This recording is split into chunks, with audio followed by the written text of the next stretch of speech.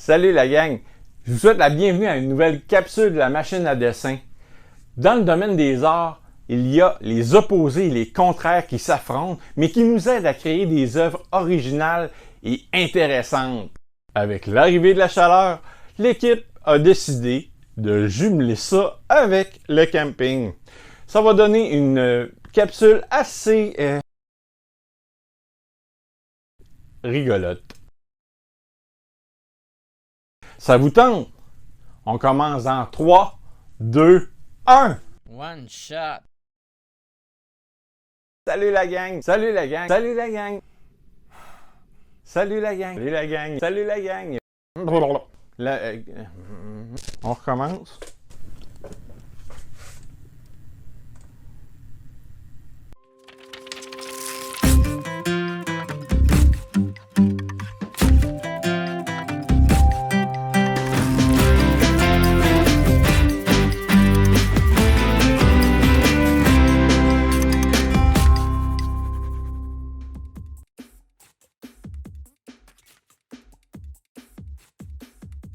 Ouais, ben c'est un fait, l'été approche. C'est une vraie belle occasion d'explorer de nouveaux trucs en dessin. Mais avant de partir, puis d'aller jouer à l'aventurier, ça serait le temps de s'échauffer un peu.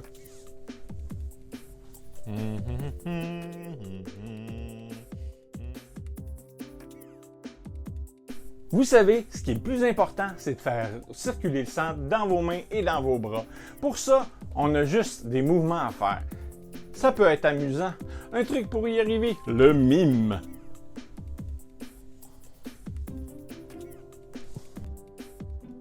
Vous pouvez faire les mimes dans un petit espace bien assis sur votre chaise. C'est encore plus drôle de le faire debout. Allez, viens-t'en le mime. Pour réchauffer vos doigts, faites une pince comme si vous essayiez d'attraper un maringouin.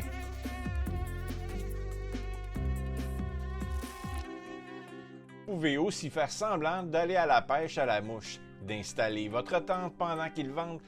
Mais le mime que je préfère par-dessus tout, c'est celui du gars qui bouge ses doigts d'impatience devant des saucisses qui grillent sur un barbecue.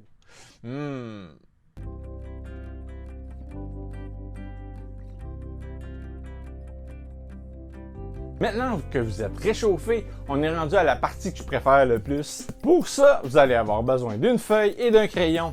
Aujourd'hui, on parle d'opposés. En dessin, c'est une notion super intéressante. On peut par exemple faire des oppositions de grandeur. On peut parler de petit et grand. Je prends un objet qui est habituellement petit et je peux le faire géant.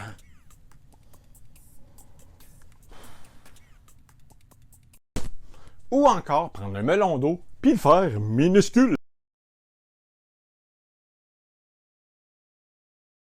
Le dessin que je vous propose aujourd'hui, c'est de dessiner des animaux qui ont tendance à être un peu trop près pendant nos vacances. Parce qu'on parle d'opposés, aujourd'hui je vais les dessiner de manière différente à ce qu'on est habitué de les voir. Je vais donc commencer par le maringouin. On va faire l'horizon et une verticale pour nous aider à centrer. Voilà. Je fais le corps. Donc, on a la base pour notre moustique. Il nous reste la base pour notre raton laveur. Une fois les formes bien établies, comme vous voyez, je fais des cercles ici, voilà. Donc, une fois bien établi, il me reste à retracer de façon plus claire ce que je veux faire. Je vais commencer par les yeux de notre moustique. On va lui faire sa bouche, sa tête, lui faire ses expressions. Je vais tout retracer morceau par morceau pour qu'on voit bien. Chacune de ces petites boules-là va me servir à ancrer les bras qu'on va faire un peu plus tard. Donc voilà, ceci devient l'abdomen. On va lui mettre juste ici, on va mettre les bras, qu'on fait un long trait. On n'a pas besoin de faire des traits plus complexes que ça. Juste lui mettre les bras très allongés, des traits un peu plus gras que la moyenne. Et voilà. Lui, on va le faire saluant. Tiens, et voilà. Donc, vous voyez, c'est assez simple. On va refaire les pattes qu'on part toujours de l'ancrage qui est les boules qu'on voit. Les pieds maintenant. Il ne faudra pas oublier une fois les antennes. Et voilà, les antennes. Et puis, bien sûr, si on veut un bon moustique, il nous faut quoi? Les ailes qu'on part exactement de la base d'une des racines des bras. Et voilà pour notre moustique. Donc, il nous resterait maintenant à faire la différence entre les deux. Donc, on a un moustique géant et on va faire maintenant un raton laveur minuscule juste ici. On va prendre les formes qu'il y a là. Donc, on commence. On fait les pieds. Ça va être plus facile d'ancrer les pieds étant donné qu'on est sur la ligne d'horizon. Les deux courbes qu'on avait faites précédemment vont nous servir des jambes et les deux boules sur dessus des bras. On part du centre pour faire la tête et voilà. Je vais très vite, mais vous saurez faire.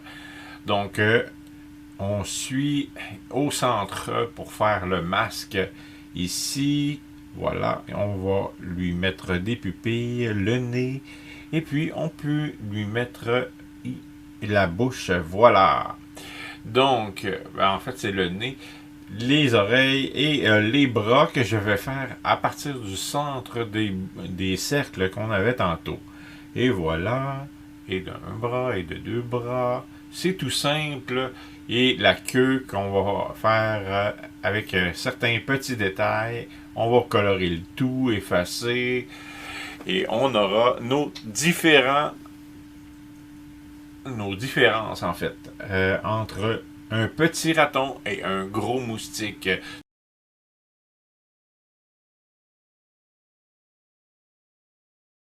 Un autre animal qui peut venir tout près pendant nos vacances et qui est alléché par les odeurs, c'est l'ours. D'ailleurs, Yogi l'ours est un personnage de dessin animé qui est apparu pour la première fois en 1958 dans la série télévisée d'animation produite par les studios américains d'Hanna-Barbera.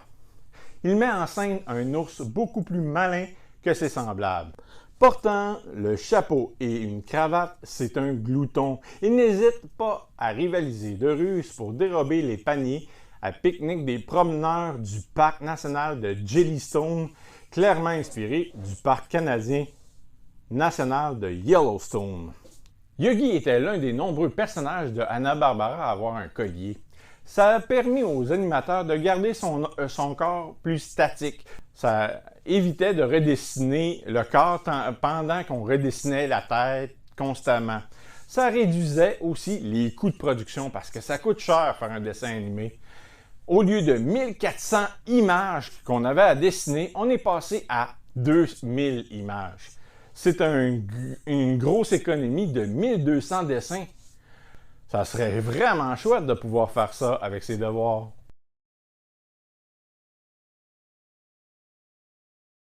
Salut la gang, c'est Makina, c'est moi qui scénarise et qui fait la recherche pour vos capsules de la machine à dessin. Maintenant, saviez-vous qu'il existe un record sur le plus long crayon de couleur? La compagnie Staedtler s'est mise en équipe avec son personnel pour créer le plus long crayon de couleur au monde. 130 personnes ont participé à ce projet pour créer le plus long crayon au monde. Maintenant, savez-vous combien ce crayon mesurait? Eh bien, il mesure 459 mètres. C'est quoi 459 mètres? En fait, c'est la longueur de 33 baleines à bosse mis une à la suite de l'autre. Ou encore 57 autobus scolaires. Ou bien 225 voitures. Et en crayon de couleur, combien ça en prendrait pour faire 459 mètres? Plus de 2500. Alors Rig, je te mets au défi. Pas d'écrire avec un crayon de 459 mètres, mais est-ce que tu saurais dessiner, par exemple, avec un crayon d'une grandeur, disons, de 2 mètres? Je te donne le défi de faire un dessin avec un crayon de cette grandeur. Bye la gang! Merci Makina. Je suis pas sûr que d'être efficace avec ce crayon-là.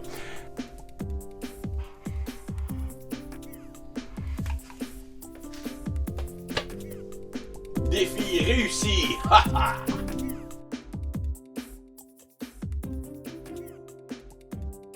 Donc cette fois-ci, on a parlé de plein de choses. On a parlé d'opposés, de camping puis de dessin.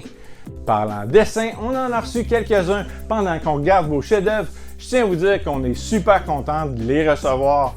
Donc continuez à nous les faire parvenir via courriel ou par le Facebook. Wow!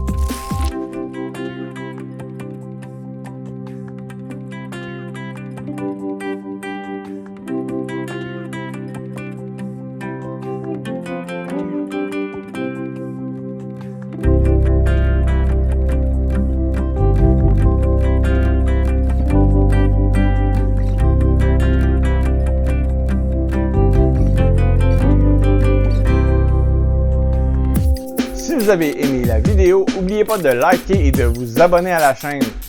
Vous pouvez aussi nous poser vos questions, vos suggestions à la machine à dessin @gmail.com.